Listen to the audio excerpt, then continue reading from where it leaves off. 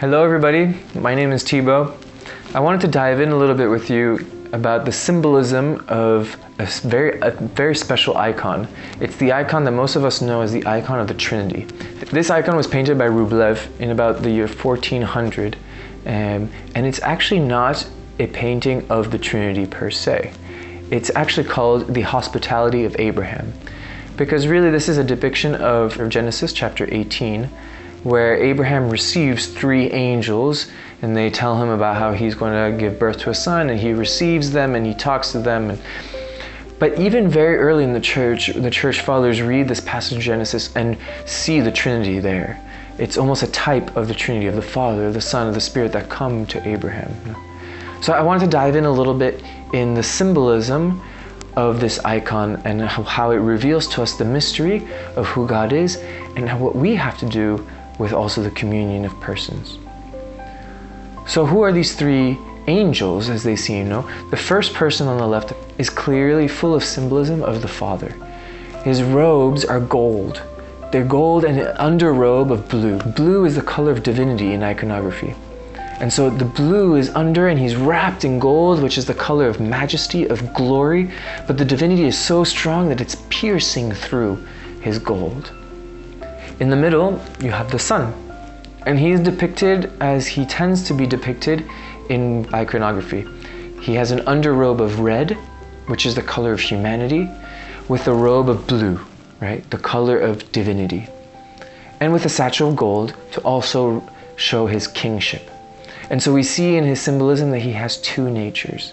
And yes, that hand that he's doing is not just a peace sign, it's signaling that he has two natures, his human nature and his divine nature.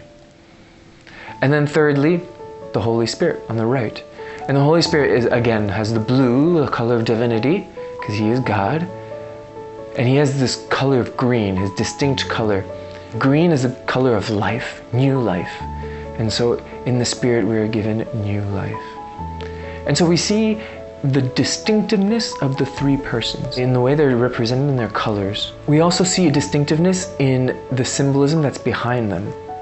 So behind the Father is a house. And think of the Gospel of John when Jesus says, "In my house there are many dwellings." So we are contemplating the house of the Father. Behind Jesus is a tree, right? The tree of the cross, the tree of life, the cross that's going to give us life. And behind the Spirit, almost it seems like a wind, which is the breath, the ruah, that breath that we are infused with in the second creation story in Genesis. And so we see the distinctiveness, and yet we also see a unity. We already talked about how they all have blue, right? All showing that they are God, they all have the divine nature. But we also see that they have the exact same faces, that they share the same head, same face. And then we also see a unity in their gaze. Their gaze of love unites them.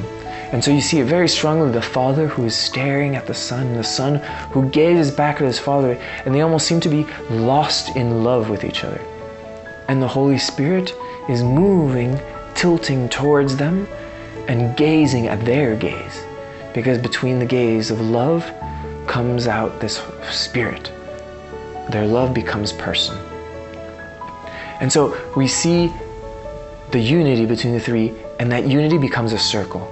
So Rublev painted them to be fitting in a perfect circle. If you notice, the Father and the Son, their backs are curved because they're forming the whole circle that encircles them. So we start to gaze and start to contemplate at the mystery of communion, the mystery of who God is, three persons that are communioned into one, and we get drawn into it. And very cleverly and artistic, Rublev draws us in, and he does this several ways. One is the table is set, but there's room at the table. There's the Father, the Son, and the Spirit are taking three spots at the table, but there's one spot that's left empty, and it's the empty before the observer. It's almost an invitation for the observer to come sit down at the table. There's a little detail, I'm not sure if this detail is true, to be honest, but I still like it. You see that little square at the bottom? Someone says that there was glue there, and that maybe at some point a mirror was glued onto the icon. I'll be honest, I don't really believe it, because putting a mirror on an icon is very unheard of. But let's just imagine it's true. When the observer looks at the mirror, he sees himself within the Trinity, at the table, conversing with them. It's beautiful, and it attracts and pulls us in. Another last detail about being pulled in and being invited into that communion is the way that the perspective is working in this icon. Usually in art, you know that the perspective point is usually behind the image. It's usually a point far off in the distance, and all straight lines go out to that point. But here, the point of perspective is in front of the image. It's as if I am the point of perspective. And so I get pulled into all the straight lines into the image. So you see the thrones, for example, towards the front of the image are all angled towards the observer. And so that pulls the observer in.